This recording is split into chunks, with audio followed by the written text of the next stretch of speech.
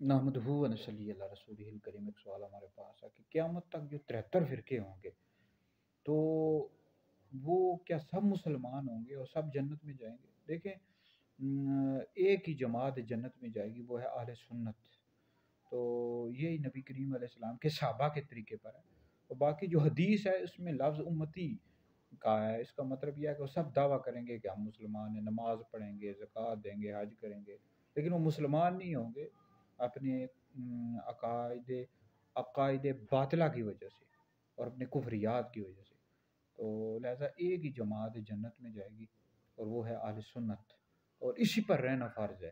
یہ ایسی اہل سنت ہی وہ جماعت ہے، مبارک جماعت ہے، بڑی جماعت ہے، جو نبی کریم علیہ السلام کے تمام صحابہ سے محبت کرتی ہے، حضور کی اہل بیت سے محبت کرتی ہے۔